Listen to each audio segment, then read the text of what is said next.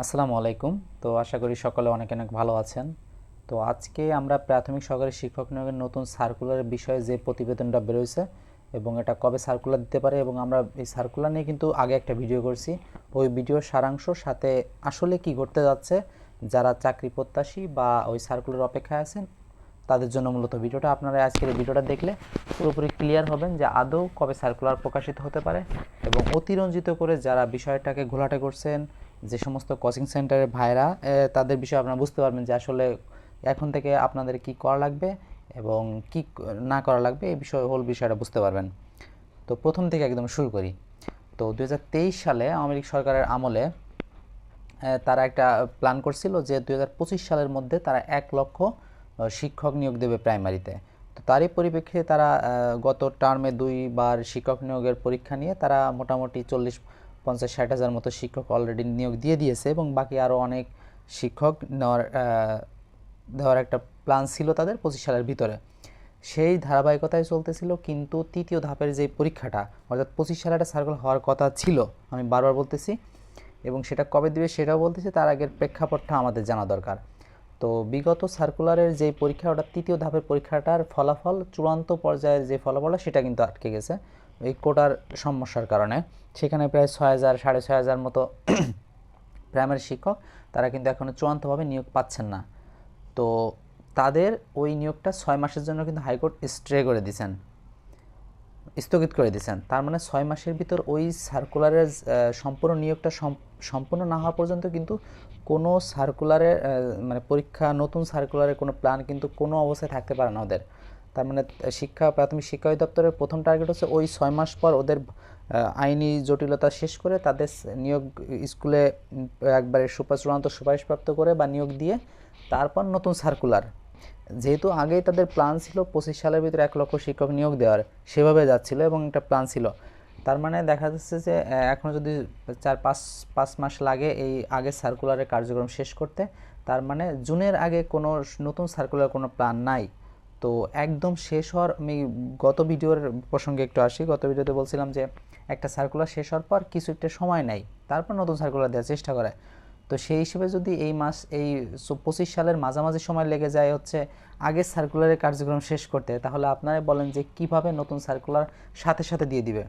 তার মানে আমি বারবারই যে কথাটা বলে আসছি যে নতুন সার্কুলার দেখা যাবে যে 25 সালের শেষে বা 26 সালের শুরুতে। যদিও এদের একটা প্ল্যান ছিল 25 সালে একটা সার্কুলার দেয় এবং সেভাবেই যাচ্ছিল, কিন্তু ওই কারণে আসলে দিতে পারছে না। তার মানে এই না যে তারা 25 সালে দিতে হবে তাদের। তো তারা একটু ডিলে করে, দেখা যাবে যে এটা আমার ব্যক্তিগত মতামত, সেটা হচ্ছে এই 25 সালের শেষের দিকে বা 26 সালের শুরুতে মোটামুটি এই নতুন একটা সার্কুলার দিতে পারে। এই জেনারেলাইজ যে সার্কুলারটা, এটা আমার ব্যক্তিগত মতামত, আপনাদের মতের ভিন্ন থাকতে পারে। কিন্তু অনেকে এটা আসলে আপনাদের এবার কিছু সংবিধিবদ্ধ সতর্কীকরণ বলে দেই যে আমি মেনশন করতেছি বারবারই যে 25 সালের শেষের দিকে বা 26 সালের শুরুতে সার্কুলারটা দিতে পারে। এখন বলি যে কারা এই বিষয়টাকে অতিরঞ্জিত করতেছে বারবার, যে সার্কুলার চলে আসছে খুব খুবই তাড়াতাড়ি চলে আসতেছে, এই বিষয়টা আসলে মোটে এরকম না। সরকারি কোনো প্রক্রিয়া এত দ্রুত হামারি হয় না, ঠিক আছে? তো এই বিষয়টা আপনার মাথায় রাখা লাগবে। তো এই বিষয়টাকে যারা ঘোলাটে করছেন তিনারা হচ্ছেন বিভিন্ন ধরনের কোচিং সেন্টারের বড় ভাইরা বা কোচিংয়ের মালিকরা। তারা এই কাজটা করে, তারা যে কাজটা করে সেটা স্টুডেন্ট ভর্তি করে। তো আপনাদের এখন করণীয় কি? যে যেহেতু সার্কুলারটা ভালো একটা সময় নিয়ে দিবে এবং এটা না কিন্তু ভালো একটা সময় কিন্তু আপনারা পাবেন, এই সময়টা আপনারা বিভিন্ন কোচিংয়ের পিছনে দৌড়াদৌড়ি না করে দেখা যাবে যে আপনারা নিজের আগে বাসায় পড়াশোনা করেন। যে 4টা সাবজেক্ট আছে, বাংলা, ইংরেজি, গণিত এবং সাধারণ জ্ঞানের 3-4টা পার্ট, ওগুলোর কিছু বেসিক বই কিনে আপনারা আগে ওই বেসিক বইগুলো শেষ করেন।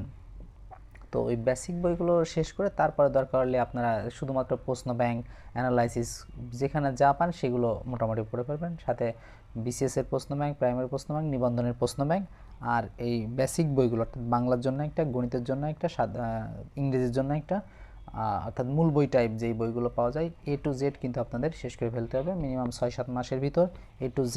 তারপরে প্রশ্ন ব্যাংক, সাথে এগুলো বারবার রিভিশন, এগুলো করলে নিজে কিন্তু আপনি ঘরে বসেই প্রাইমারির জন্য ভালো একটা প্রিপারেশন নিতে পারবেন। এবং যেহেতু প্রাইমারি এখন এর পরবর্তী সার্কুলারগুলোতে কোনো কোটা থাকবে না, সুতরাং এখান থেকে কিন্তু আপনারা ভালো একটা সম্ভাবনা আছে চাকরি পাওয়ার।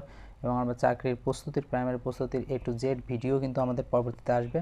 সুতরাং আপনারা অবশ্যই আমাদের চ্যানেলটি সাবস্ক্রাইব করে রাখবেন এবং আস্তে ধীরে প্রিপারেশন নিতে থাকেন। আমি হচ্ছে চাকরির সকল আপডেট কিন্তু দেওয়ার চেষ্টা করব, সকল চাকরির আপডেটই। সুতরাং যদি আপনি চাকরি প্রত্যাশী হয়ে থাকেন তাহলে সাবস্ক্রাইব করবেন। আর যদি কোনো প্রশ্ন থাকে এবং বা আমার মতের সাথে নাও মিলতে পারে, অবশ্যই সেটা আপনারা জানাবেন, গঠনমূলক সমালোচনা করবেন বা আমাদের পরামর্শ দিতে পারেন যে ভাই এটা না এটা হতে পারে। সেটা আমি তো আমার বিষয়ে বললাম, এটা আমাদের একটা মিউচুয়াল আলোচনার মাধ্যমে জিনিসের সমাধান হতে পারে এবং এটা আমার ব্যক্তিগত মতামত, দীর্ঘদিনের অভিজ্ঞতার আলোকে আমি এই বিষয়গুলো বলতেছি। তো ধন্যবাদ সকলকে, ভালো থাকবেন, সুস্থ থাকবেন, আসসালামু আলাইকুম।